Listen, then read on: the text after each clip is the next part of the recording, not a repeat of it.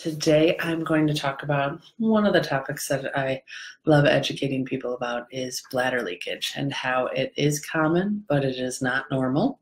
Today specifically we're going to talk about bladder leakage in older women. So it is very common if you are a woman who has gone through menopause that you start to experience bladder leakage. In fact, one study has shown that over 50% of women ages 65 and older have experienced some type of bladder leakage. And that bladder leakage can be in the form of maybe leaking a few drops or a teaspoonful of urine when you cough, laugh, or sneeze. And this type of leakage is called stress urinary incontinence. Or it can come in the form of not being able to make it to the bathroom in time. You feel the urge to go and you can't get there in time. And this type of leakage is called urge incontinence. So there are different types of bladder leakage, but that's for a different conversation. Today we're going to talk a little bit more about the why it is more common to get it as we age. I did a little research, went to Dr. Google and went on to WebMD. And did you know that WebMD has urinary leakage with coughing and sneezing listed as a symptom of perimenopause? So that kind of gave me a wrong feeling with it. So seeing it listed as a symptom of menopause makes it seem like it is normal. If you're going through that time of life, you should just expect to deal with bladder leakage. And I disagree with that. As you've heard me say many times before, bladder leakage is common, but it's not normal. It is a sign of dysfunction, and there's something that you can do. So yes, bladder leakage during the peri and postmenopausal time is very common, especially as we age. It's actually one of the leading factors that leads someone to end up being in a nursing home, is that if they're dealing with larger amounts of bladder leakage and or bowel leakage, their family members can no longer help out and take care of them, so they end up going into a nursing home because of these incontinence issues. So it's one of the main reasons for admissions into nursing homes.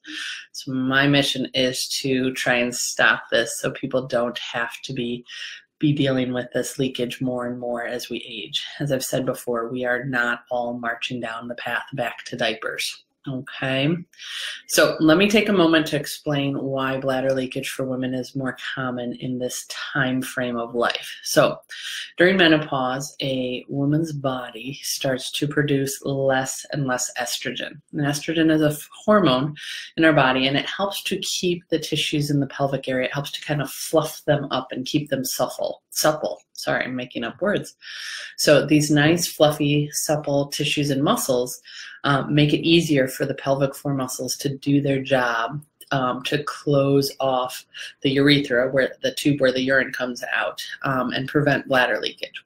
So if we lose some of this suppleness, we lose some of this fluffiness, then those muscles can't do their job quite as well, because there's not as much ability to grasp around and really do a strong close. So even sometimes when women have decent strength muscles, if the tissue is starting to thin out and become a little drier, we can start to see leakage, because the pelvic floor muscles have to work much harder to create the closure on the urethra. So therefore, if you've had any issues with your pelvic floor muscles, and many women do, especially those who have given birth vaginally, the body compensates for a long, long time, or it can compensate for a long, long time, and make up for the fact that the pelvic floor muscles might not be as strong as they need to be. But once we hit menopause and we lose the estrogen and we lose some of that fluffiness and the tissues become thinner and drier, the body's not able to compensate as well. So we don't have as many redundant systems there to help us out. And so that's when we can start to see that leakage. But in fact, some of the problems started way back when we had kids, and that potentially put a tear in our pelvic floor and weakened it. Maybe we're not using those muscles as well as we used to.